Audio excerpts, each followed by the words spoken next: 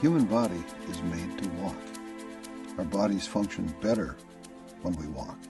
We are healthier in many ways when we walk. There's almost nothing that we can do for our own personal health that creates more benefit than walking.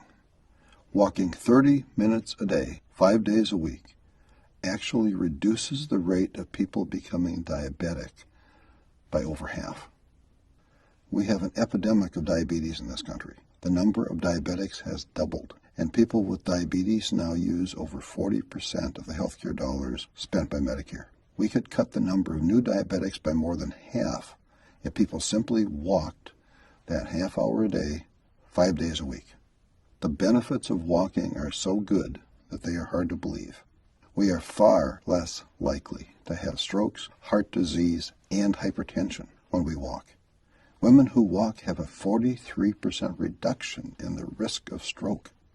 Walking reduces hypertension. The body has over 100,000 miles of blood vessels. Those blood vessels are more supple and healthier when we walk. Walking is clearly what our body is designed to do. We resist disease more effectively when we walk. Walking cuts the risk of chronic conditions, and walking also improves our body's ability to resist cancer and recover from cancer. Women who walk have a 20% lower likelihood of getting breast cancer and a 31% lower risk of getting colon cancer. Men who walk are 2/3 less likely to have a positive biopsy for prostate cancer and a 60% lower risk of colon cancer. Men who do have prostate cancer who walk have a 46% lower mortality rate than men with prostate cancer who don't walk. Women with breast cancer who walk have a 50% reduction in the recurrence rate. Walking in adolescence cuts the risk of breast cancer in postmenopausal women by more than 60%. Our body needs to walk. We have better internal chemistry when we walk. We are significantly less likely to catch a cold when we walk. And people who walk that 30 minutes a day, 5 days a week, have a 46% shorter symptom time for their colds. Walking has shown to reduce the cell deterioration in the brain for people who are genetically at high risk of Alzheimer's. Walking actually increases brain health and the size of the brain for walkers over the age of 60. Walking can have a major positive impact on depression. Several studies have shown that walking 30 minutes a day, 5 days a week, has had a more positive impact than some of the antidepressant medications and has significantly increased the effectiveness of those medications. People who walked were also significantly less likely to be depressed after a year.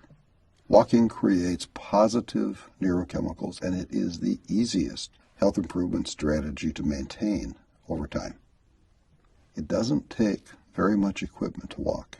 We don't need to run or jog or swim to get the benefits of walking. The human physiological need to walk is a basic need that we can meet by just walking. Walking strengthens the heart. Walking strengthens our bones. Walking half an hour a day has health benefits that exceed the benefits of losing 20 pounds. In fact, an overweight person who walks can have lower health risk than a thin person who is inert. The health risks of being inert are just becoming known, and they are considerable.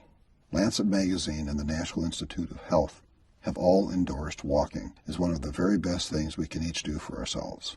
The Harvard School of Public Health and the Mayo Clinic have saluted the benefits of walking.